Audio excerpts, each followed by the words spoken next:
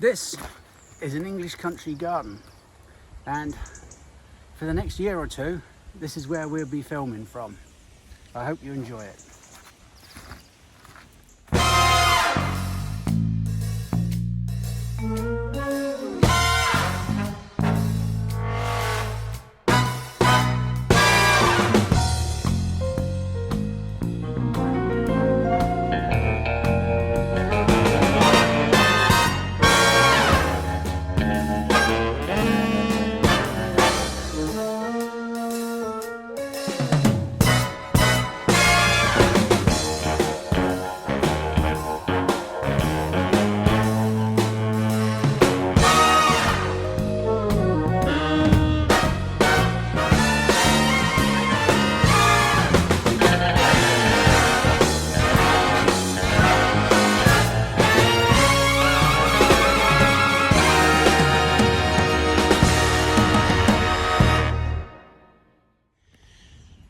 The old crocosmia's just starting to give a little splash of colour in there. That's a clematis, clematis recta behind it. It's a herbaceous clematis. Little starry white flowers that come out late. Actually, early on in the year, the foliage is a purple colour. This is one called Velvet Night. Turns green later on. I don't think it's as... I think that the shade is keeping it a little bit green as well. But usually it's a purple colour, and the crocosmia, yeah, a little splash of colour. Clematis, well, that looks crap, doesn't it? I don't know what's wrong with that. Good God, it looks rubbish. Yeah, anyway, yeah, maple there's doing well. That's one of Matthew's. But here's a lovely plant. This is Sidalcia, Sussex Beauty. I just love it. I mean, the rain has caused it, the wet has caused it to get up really tall. I mean, it's quite tall anyway, but now, you know, it should be 3 to 4 feet, and now it's heading 5 to 6 feet, especially if it was upright, because the rain has pushed it over. But the flower, it's lovely. Look at that.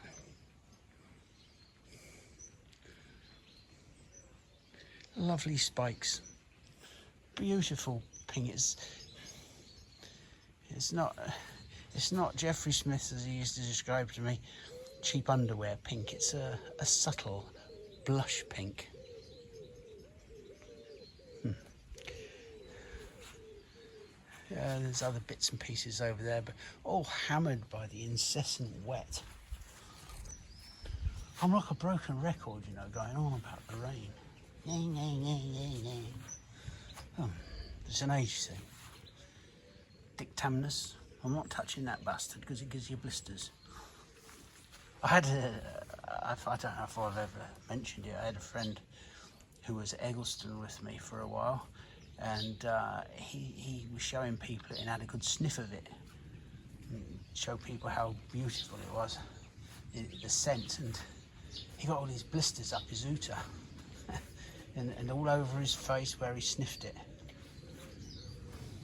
It's not funny, is it? It's not funny, but it was at the time.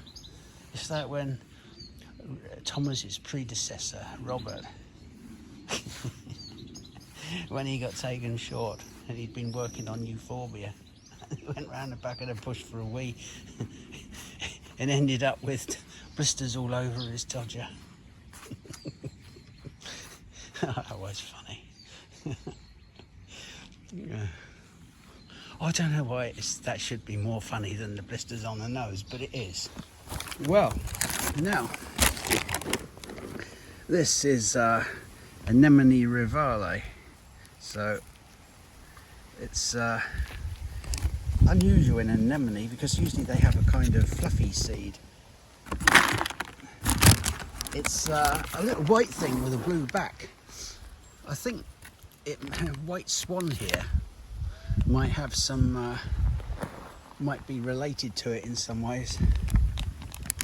I'm not sure. I will have to confirm this, but that's what I'm going to label it as. I'm just breaking off the seeds and dropping them into a paper bag. It is very, very windy at the moment. So, where are we? This is Roostophinia. It's struggling because the base of this fastigiate beech. It's all right though. It's a lovely thing, and it has a lovely autumn colour. This is, I think this is the dissectum, which means it has a more divided leaf. Common name is sumac. Just pulling off a few of these. The idea of doing these is because we're going to take some of the perennials out the garden and just for a bit of fun sow them.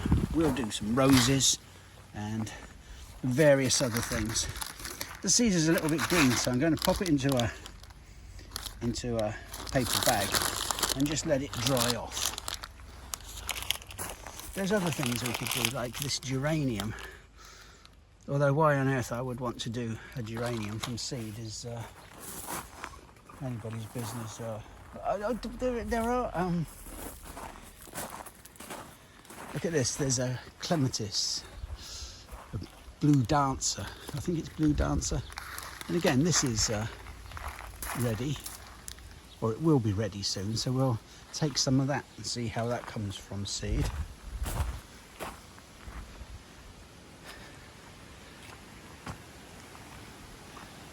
But a lot of the maples, well, not a lot, a few of the maples are set in seed, so we'll do some of those as well. Here's another little cluster of seeds I can grow. Not this, this is a bloody great stinging nettle. It's amazing.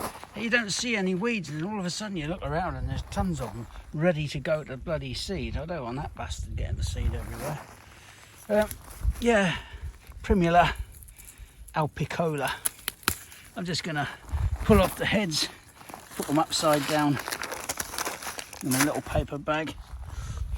Oh, there's far too many here for what I want, but I'll maybe well, we can grow them anyway. I'm just going to dry them off in the shed for now. Yeah. They'll dry back and they'll produce enough seed. There's 2 or 3 colours there, so I've taken 1 or 2 from different plants, but they'll probably have cross-pollinated, so you don't know what you're going to get. This is a lovely maple. I've forgotten the name of it now. I think it used to be called Rosia marginata. If I can find it, I'll caption it. There's one of Matthew's labels there. Oh, hang on. What's this? Orindo Nishiki. Yeah. It's struggled for a year or 2, but this year, I don't know if it's the wet, it's got a lovely variegation. I'm sure it was called Rosie marginata, but I could have got that wrong. But the reason for this little section is this. This is a pulmonaria, very old lungwort, but this is shrimps on the barbie, and it's got no mildew. It's absolutely beautiful. The leaf colour is spectacular. It was originally got because of the sort of pink flowers. I suppose they look like you know, shrimps on a barbecue or being fried in a wok or something, but the leaf colour itself is really impressive, as is this one. I think this is called Sea Heart. This is a Brunnera. Everything struggled along here, but then there's a lot of trees around here, so you know, you're only going to put things that like a bit of shade and can cope with a bit of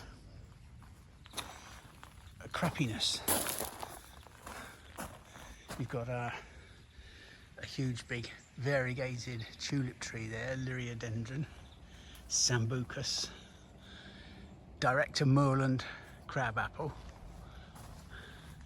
You've got this this big variegated laurel. I've forgotten what it's called now. Prunus rotundifolia, I don't know, Milky Way or something, I think. I'll caption it. Yeah. I am a big bastard. I'm going to give it a haircut this year. I quite like doing haircuts. It does give us a bit of privacy from next door, but there's privacy and privacy, it's just too big. The veratrum is looking good. Somebody once described the flower as like a sweet corn on speed. Oh, I don't know. It does have a sort of a similar thing to a sweet corn. You go by and shake it to get the pollen dispersed. I don't do that, I'm not stupid. I know it's not a sweet corn. Right, I am on my hands and knees here. Doggy style, as they say. Oh, now I know what it feels like. This is, oh yeah, look at that there. Is that the trillium seed? Something's eaten it. It's not a very good crop of trilliums this year, despite them being in flower for a long time. Something's eaten them. The pods are opening. You can see, there's the seed in there. One of the things you learn about trilliums is that the seed likes to be sown fresh. Old seed, I mean, it really stretches the patience. If it sort of grows at all, I think it sort of rots from the inside, to be honest. But you know, you do have to wait. There's a nice pod. It could just be the very wet weather. I think it's a combination of things. Perfect storm, as they say. But it's not a great crop, and I'm late getting on this border to weed it. You can see there's a little pod, but there's nothing in it. And there might be something in that one, I don't know. It's very small though. Here is a full-sized. Now that's a good pod. You can see it's actually desperate to come out of there. So you can just twist it off and get the whole thing. Look at that. It looks like a smiley sweet corn, doesn't it? So there we are. That's what I'm doing at the moment. And then we'll sow them. Well, it'll be this month, so we'll sow them somewhere further down the video. I'll get back to my all fours business. No, I'm just weeding this border through, and there's a little old fern there it's all wobbly and horrible. I'll keep leaving it. It looks green, but I don't think it's ever going to make much. But anyway, we'll leave it. Perhaps it'll drop off sometime. There's this epimedium that fascinates me. It used to have a name like, we used to call it sphincter tickler, but I think it was called sphinx tickler. I can't make up my mind about it. Maybe it's not in a very good position here. Maybe it's too shady for it. Yeah. It's very windy today. Oh, I've got my... Oh, I'm going to stop filming now. It's been like this for nearly a week. This is a patch of hardy osteospermums. It's coming... Well, it doesn't really get enough sun here. It's in like half shade. But it is rabbit proof. It's called Wisley Pink. Rabbits will not touch it. Now I need to civilize this little patch. Well, that's just a lily I bunged in. I don't know what that is, but it's nice, so I'll leave it. Yeah. So I'm going to take some cuttings from this Because I need to civilise it, what I'll do is take these cuttings and then I'll take them over to Eggleston because they can use them. You're just cutting off lumps like this at the moment. You want a good length. I can trim them up properly later on. I'll put them into a carrier bag and then we'll go over there with them, and I'll strike them over there, and well, that'll be it really. That's just rather than waste them. Right, so this is the osteospermums that we cut this morning, or I cut this morning. There's quite a bag full of them here. I'm going to take my hat off. I don't know what I've got my hat on inside for. This is a 50-50 mix. This is a potting soil, just a good potting compost, and perlite. The perlite keeps it open. The reason I don't use seed compost is because I find they're all too stodgy, and they just get waterlogged, I find, and then they get a green film over the top. Either a topping over the top or mixing with a good hefty supply of grit or perlite or even vermiculite. 50-50 tends to stop all that, and that's why I use it. We're just filling the pots up.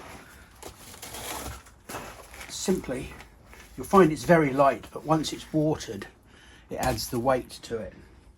Now, this is the cuttings. What we're going to do is just cut them off.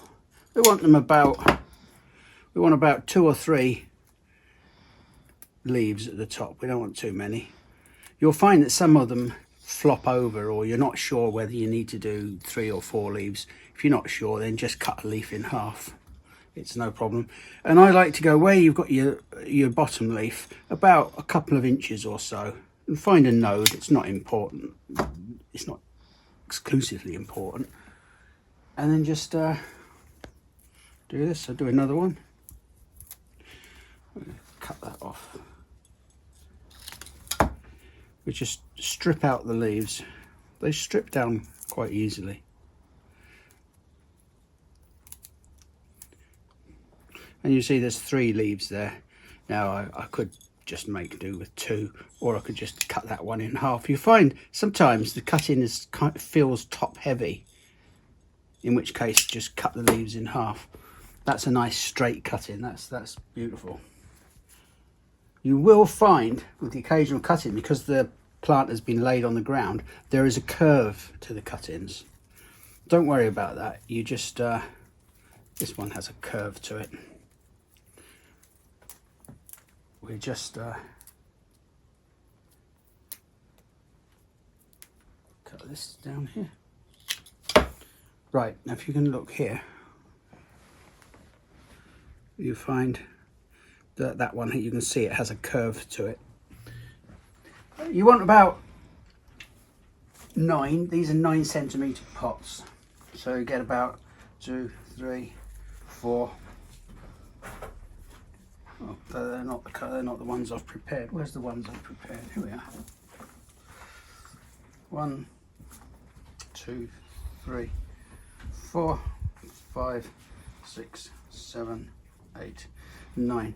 What I also tend to do is to separate out the thinnest. So I keep the thinnest to one side and then the thickest, and I put the thicker ones into one pot. These are all approximately the same. Dip them in some water, just the ends, and dip the other end, not the other end, but dip the end after that into some hormone rooting powder.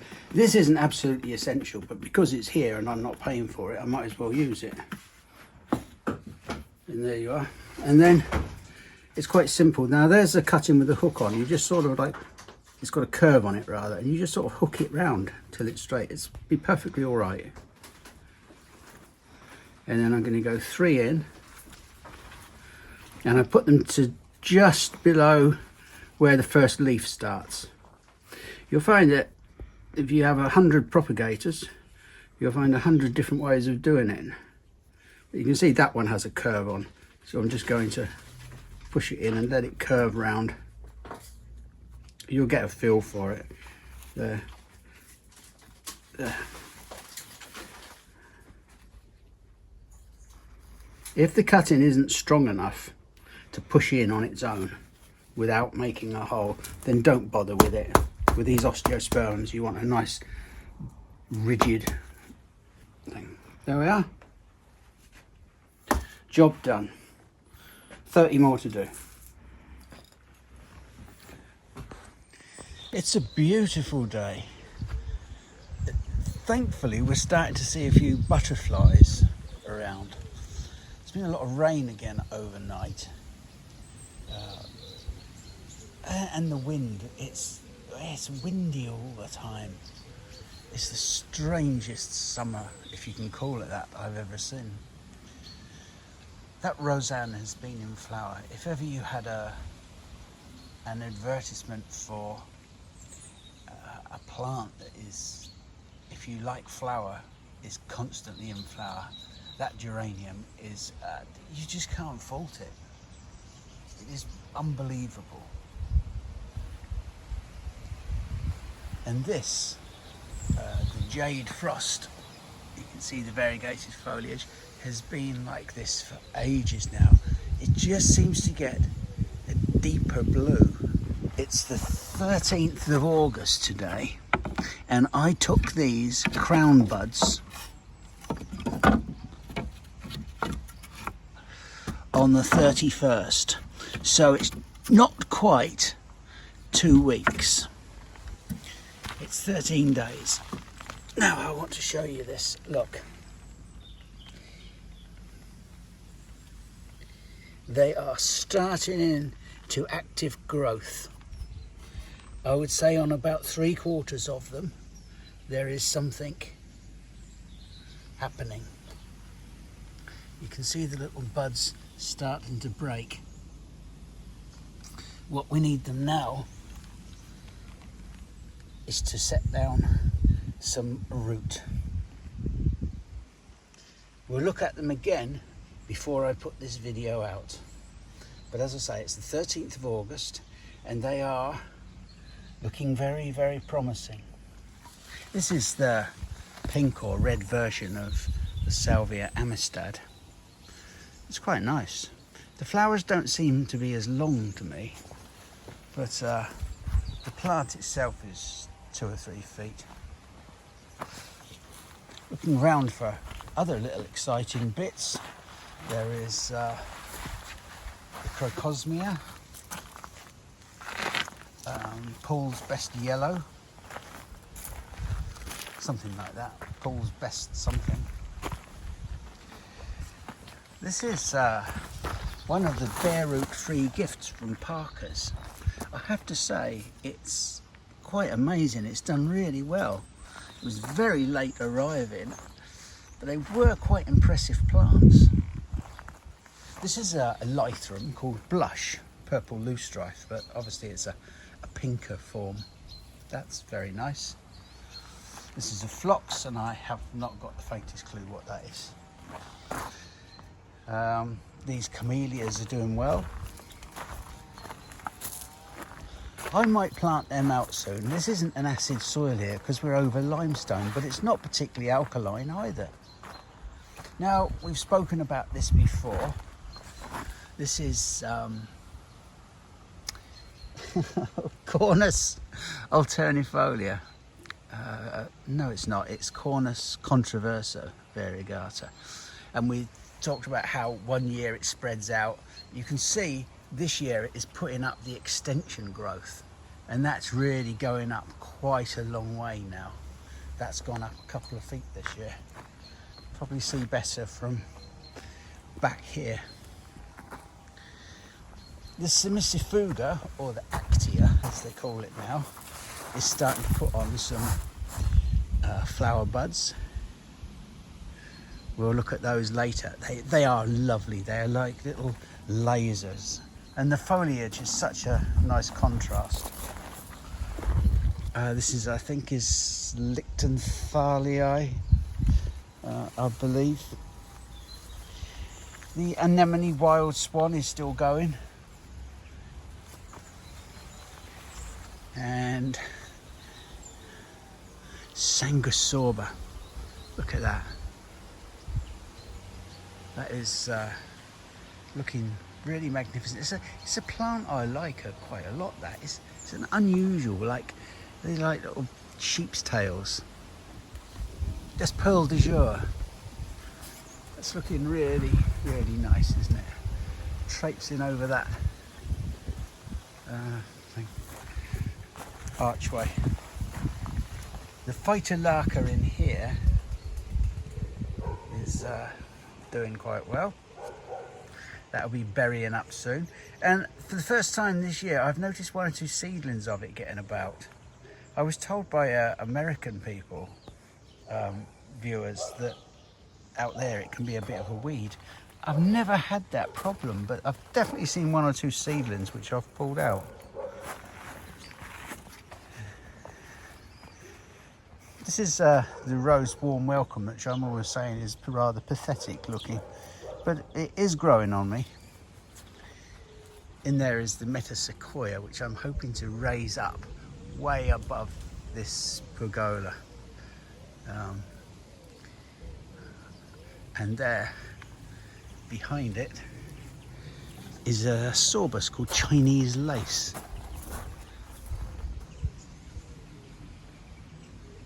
It's looking nice. It's about 7:30 in the morning, so it's not massively early, but it's quite early, and it's a lovely time to be in the garden. There's a freshness that you don't get at other times, and it's quite still today, which is really quite pleasant. But the reason why I'm making this little short sequence is Thomas was going on about Cryptomeria racem, or second racem I think it is, and how it means barber's pole.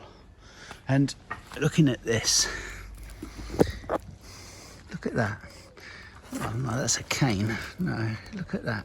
You can see there's a twist where the where are we now? Here. Can you see that? There. It does look like that, and it's quite strange. As you go up and the younger growth, it gets greener. Until there, it looks incredibly like a barber's pole.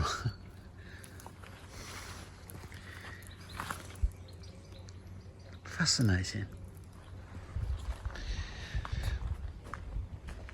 The Lionheart maple, I think I've explained before, this one has been top worked about here.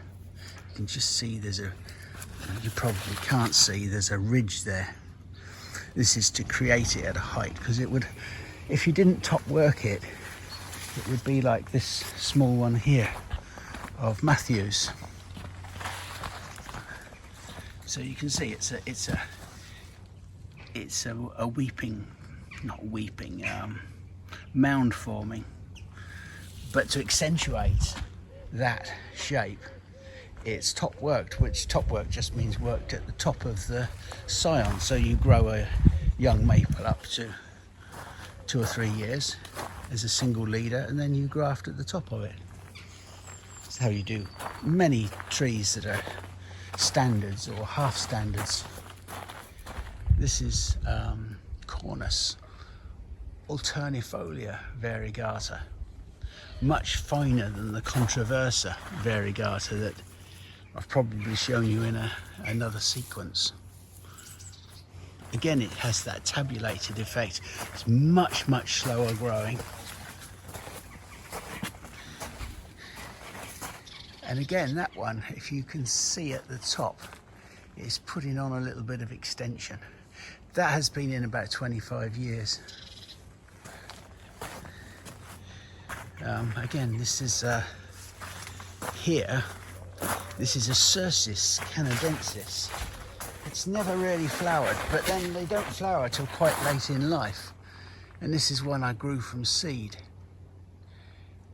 There's something fascinating and really rewarding about growing things from seed, especially trees or shrubs, because as I've said before, many of these plants in this garden remind me of people, places and things. And when you grow a tree yourself from a seed, it sort of marks your life out as a map. You can remember certain stages within that period. This here, I've shown you before, is one that was grown from seed. It's that lovely sort of birch. It's way too big here now. I think I started that one off in about 1996. I was at Rothamsted, I think, at the time. 95 perhaps. So 2005, so it's coming up to 30 years old. Amazing. And let me show you some other trees that mark out life stages. This is our village green. There's a beautiful horse chestnut there, absolutely covered in conkers. Very nice sycamore here with ivy growing up it. This will have been here a couple of 100 years. Cracker, isn't it? Absolutely beautiful. Love to see it. See if you can pick out the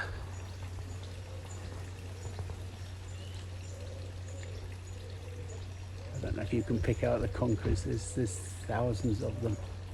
Anyway, so yeah, they'll have been here for a couple of 100 years, 150 perhaps, 100, 200. But people keep planting them. That's the village hall. Come on, Pep. Yeah. It's a beautiful little village, really.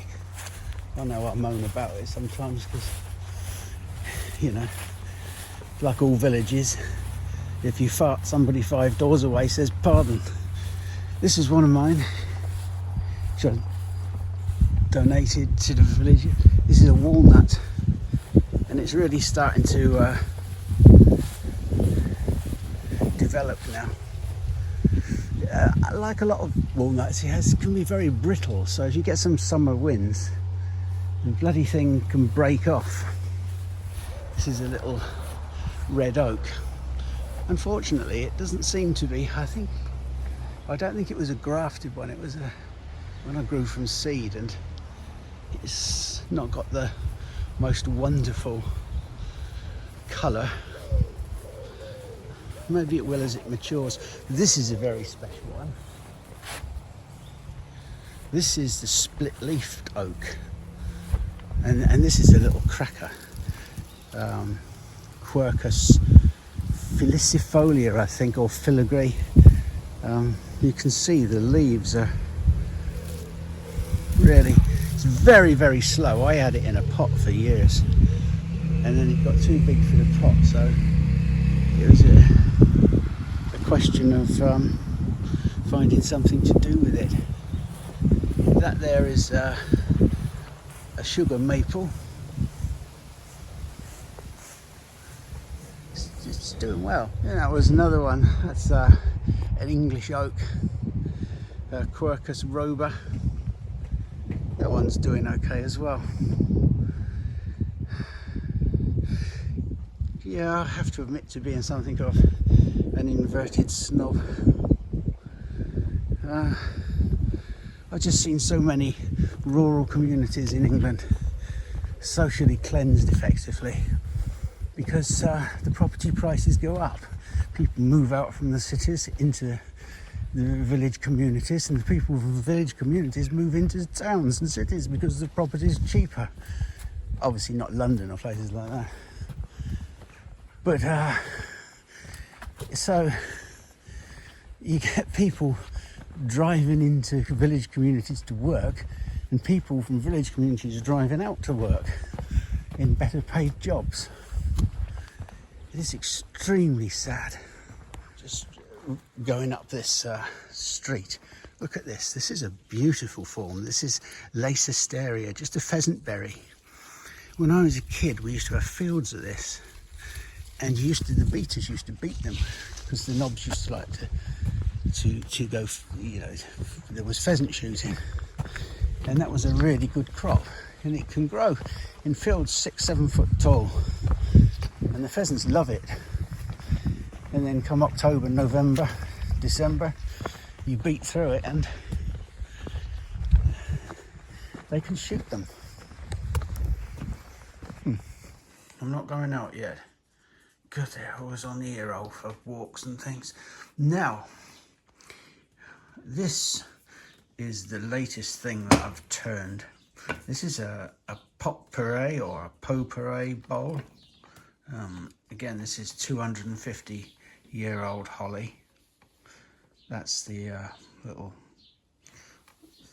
thing in the bottom where it's attached to the lathe, the little mortise.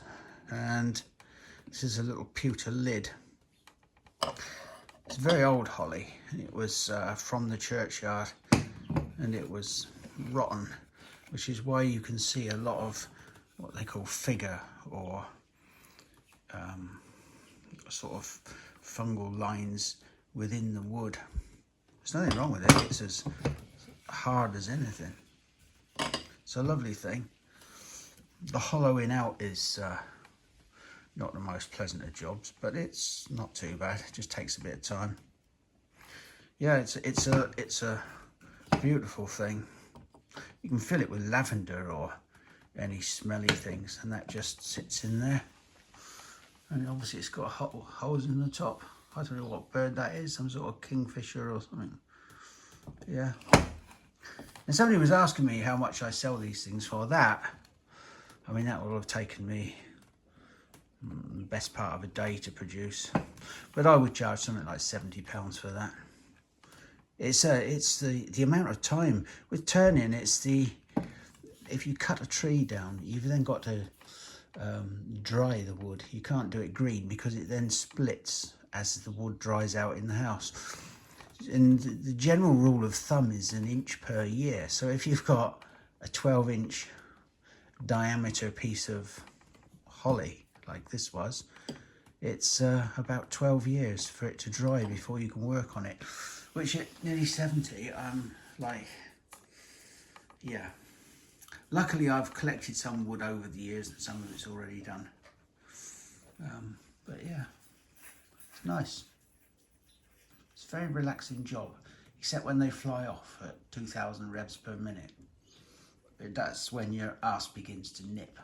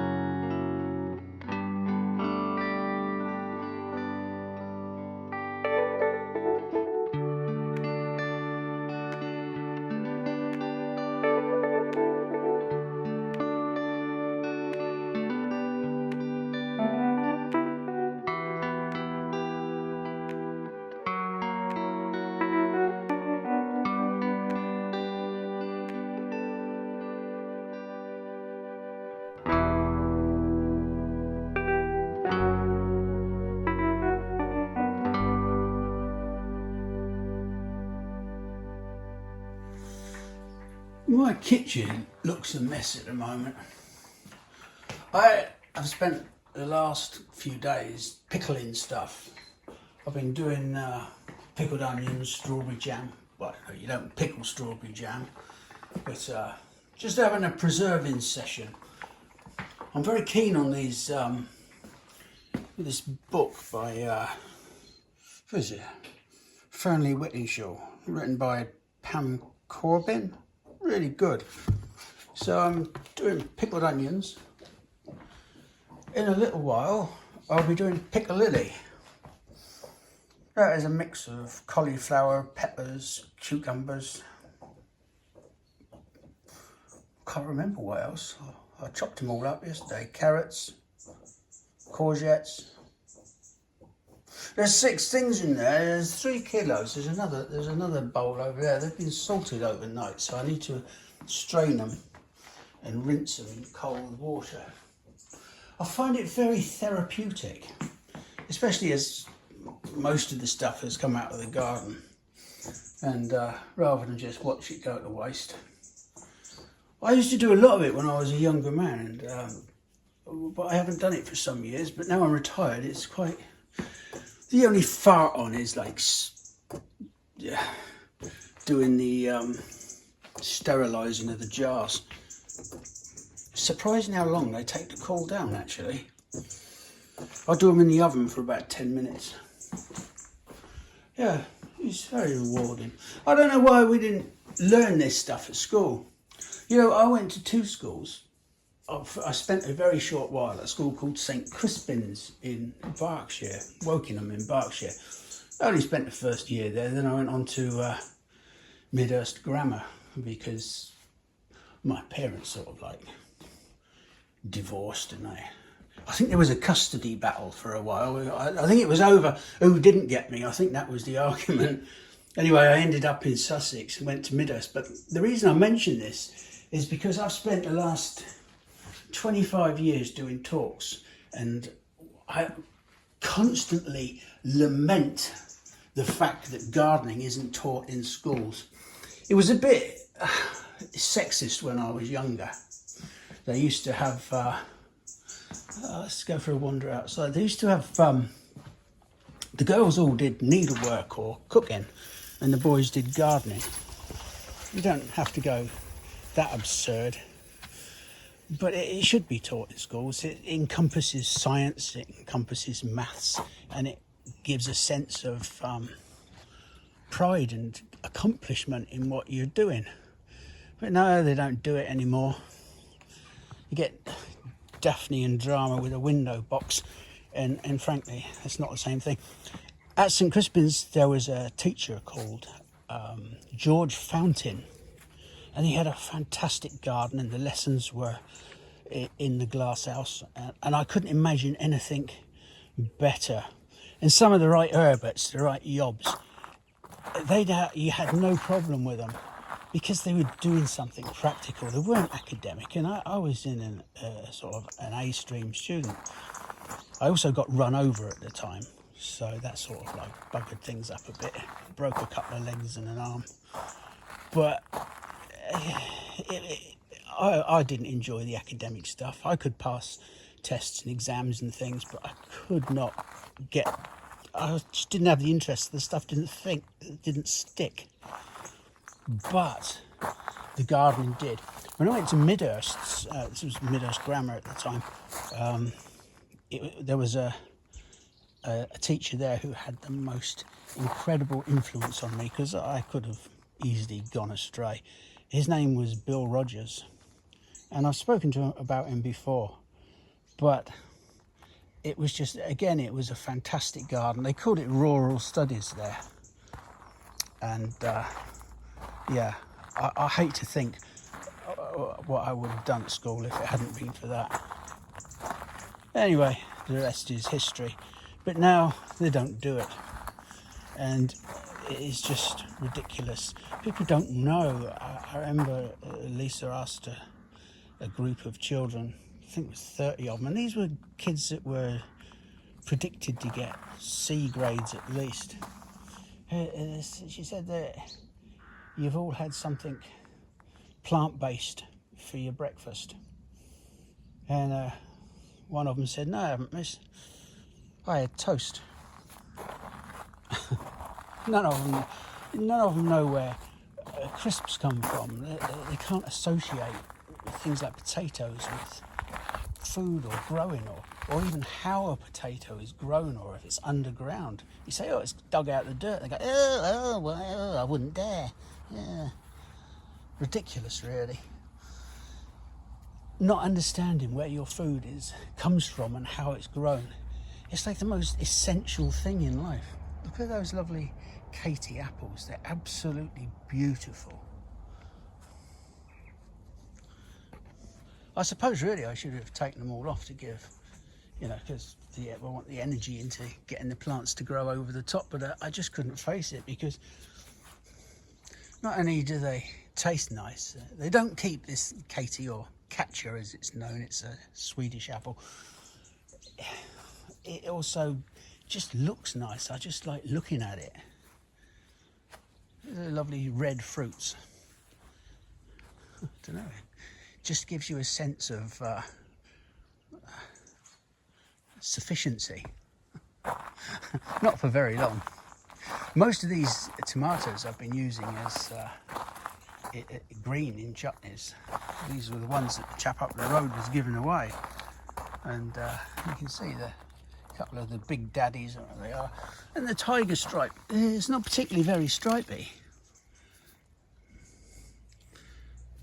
but they're all right. They taste okay, but I'm using green in chutneys. There you are, just a little rant and a little lament about the lack of gardening taught in schools. It's all too based on academic, and not everybody is academic. Oh no, the idea is to get everybody off to university. I don't know why they all want to go to bloody university. Saddle themselves with debt, even the stupid ones. Oh, I can't say that, can I? I can't say thick either. The non-academics. There are always practical things they can do. Some people are just good with their hands, and they relate to things by doing rather than theory. And sometimes you feel like you're a lesser person if that's your way of learning. You should say that when your drains go wrong and you need a plumber. Talking of academia reminds me of a period in my life. It was I think it's about 1988, 89, something like that. And I was at something of a crossroads. Did I go on with private gardening, which is what I was trained to do, or did I do something else? And for various reasons, I wanted to do something else. And an opportunity came up at Rothamsted, which is like a world-renowned research establishment.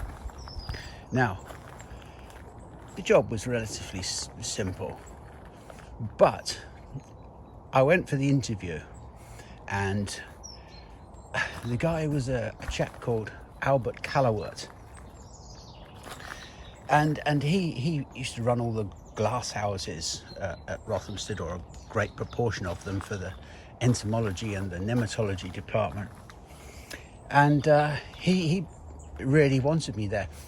And it was at a crossroads of my life whereby I had to go one way or the other. Now, I wouldn't have had any opportunities that I have had since then if it hadn't been for Albert. Because the establishment at Rothamsted wanted graduates, and Albert wanted somebody with practical knowledge, and he fought my corner so that I got the job. He could be quite a forceful chap. He was everything I have now. If I hadn't taken that opportunity that was given to me by Albert, because none of the others would have wanted me, because I wasn't a graduate. If I hadn't been practical enough and Albert hadn't fought my corner, I don't know where I would have been. None of that what I have now, or how my career panned out at Eggleston, or the fact that's where I met Lisa, for example. She was doing a PhD course there, I think. Yeah, something posh like that. It's beyond my brain scale. But anyway, whatever it was, it worked out fine. So that's how one person who sees that you've got a practical ability can change your life. And for that, I will forever be grateful. It's funny that, isn't it, how things work out. Anyway, on a more horticultural level rather than a personal, I'm a bit gut spilling today. I don't know what's wrong with me. Look at this. This is a Senecio grey eye. I can't stand it. Lisa loves it. Not Senecio grey eye, it's a Senecio angel wings. It's a bloody thing. But, you know, I suppose it's different. A plant that I haven't shown you before, or I don't think so, is this one. I really like this. This is a what do you call it? A Catinus. And this is Catinus old-fashioned. And I just love the sort of glaucous colour of it. Again, it's really quite overcrowded here now, but along with this Lichtenthalia and the Niagara Exocorda, the Magnolia Yellowbird, and the Himalayan Lilac, the what do you call it, Syringa imodii Oreo variegatus, one of those words that makes you sound right clever. It just makes a lovely sort of combination. I really like the way that combination is developing. And if that sounds like I knew what I was doing when I put all of those in there, I didn't. Not in the slightest way was that planned. It was just haphazard, and where there was a space, you bunged it in. And you just let the plants do the work and do the talking. Come on, Finn. She's still hobbling on 3 legs. Cruciate ligament. Second time. You poor old bugger. And they've all gone off out and left you on your Todd. How about a bit of chicken? Come on. Well, you got up there all right. I reckon you're faking it. Today's lesson is about exfoliating. Now, not the thing that your wife might do in the bath, or, you know, lots of people do these days with all their lotions and potions, and blokes do it as well. They're much more body conscious. But exfoliating bark. This is exfoliating bark. This is an Acer griseum. I want to look at Acer griseum in particular. It's a little bastard actually, because it's not easy to propagate. It's extremely slow from seed, and it's so variable. This is my one at home. It's an old something that went wrong. We were experimenting at the time. I can't remember the rootstock I used, but it sort of half broke, so I brought it home, and it's okay. It's doing fine. It's a bit one-sided. It always has been, but it's got a reasonable amount of shedding bark. What happens is, as the tree grows, the trunk gets bigger, and the bark, the skin, if you like, splits and it sheds. It doesn't do it on all trees. It expands with some trees, but on some trees it just exfoliates off. There are certain elms that do it, and birch and cherries. Another example is down here. You've seen this before. It's a prunus. This is Prunus cerula, Tibetica, if you like, sometimes called. And you can see the bark is shedding there. As it expands towards the end of the year, it exposes the new bark, and it's usually a nice glossy colour. Not the case with griseum. And of course, there's also the birch trees I have in the corner down here. There's those little delphinium crown buds. They're not so bad now, starting to move. This one. This is one I've spoken of before. It grew from seed. It hasn't started to shed properly yet because it's not split itself. Towards the end of the year, you can see just up there it's starting, and it will look really lovely when it does it. Well, lovely is the wrong word. It's just interesting. Here's a birch. This is a young multi-stemmed silver ghost, I think. And you can see, again, the same is happening with this particular species. It's just an interesting feature. But I want to focus on the Acer griseum. I'll show you two others. This is another one at Eggleston. Again, you can see it has some exfoliation, but not a great deal. It's just, it has a lovely cinnamon colour, but again, it doesn't particularly have the shagginess that you would expect from a griseum. It's still a very nice tree. It also has fantastic colour in the autumn. This is a particularly good one for colour.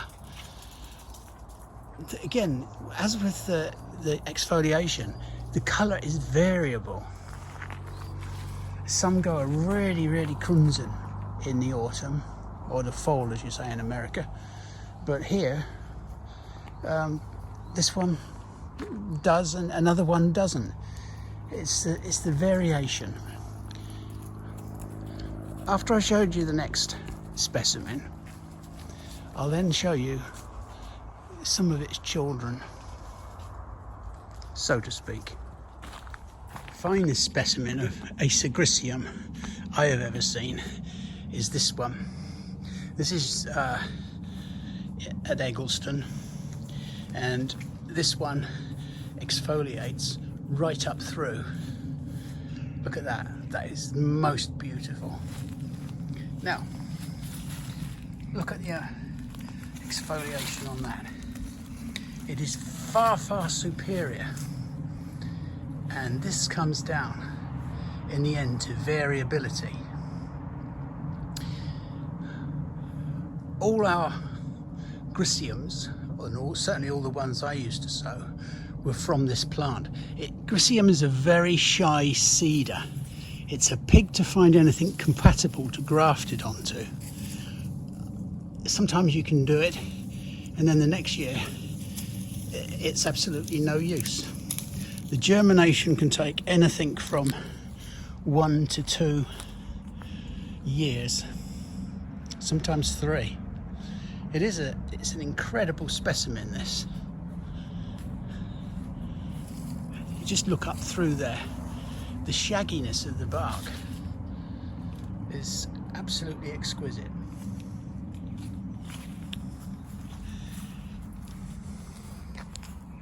It's strange. I can't think of exfoliation without thinking of a song. A thing by, I can't use it on here because I'd get into trouble with copyright, but it's a song called I'm Still a Guy by Brad Paisley. Every time I mention the word exfoliate, it just reminds me of that. It's one of those strange how songs stick in your head, isn't it? Anyway, that's that one. That's the one that the seedlings I've grown are taken from. It's the end of August, and I'm looking at these autumn leaves. It is unbelievable year. Anyway, I want to show you these Acer griseums. Now these are about 5 years old, and they've all been taken from the mother plant, that very nice one that I showed you just outside the Eggleston Gardens, and it's absolutely an exact, what shall we say, example of variability of seedlings. Now, look at this one. 5 years to get there. You can see it's small, it is beautifully shaggy bark, even though it's just a very thin stem, but the growth rate is so slow.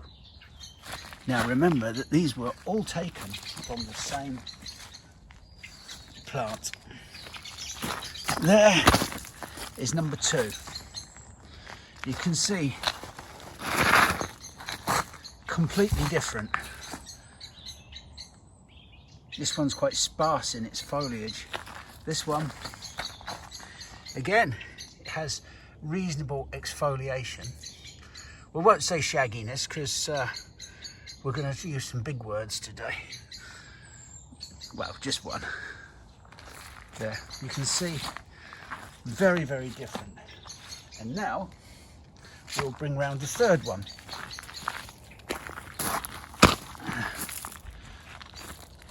So much bigger, so much more growth.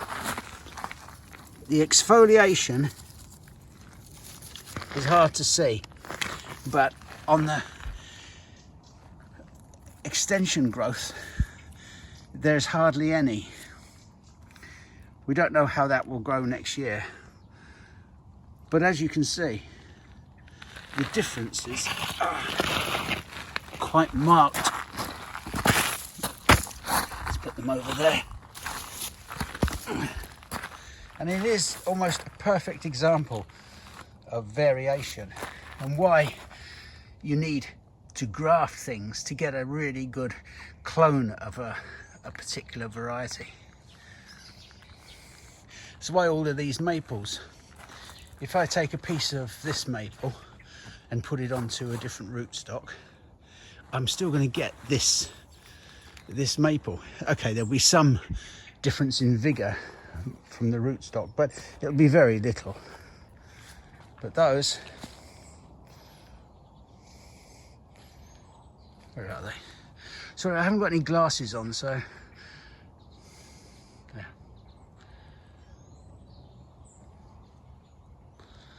Five years, all from the same plant, all treated the same way. I'm just coming back to look at this, these osteospermum cuttings we did. They're looking all right. Let's have a look.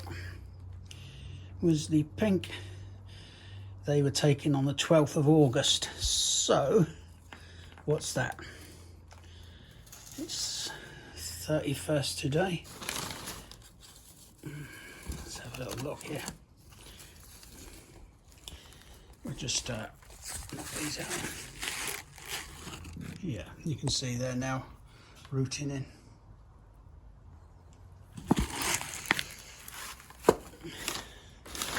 Yeah, they're looking really well.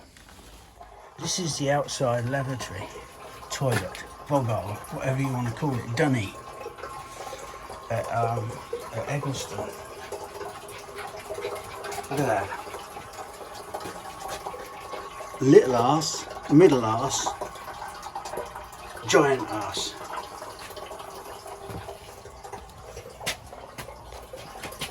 If you're Australian, it doesn't matter, you don't need any.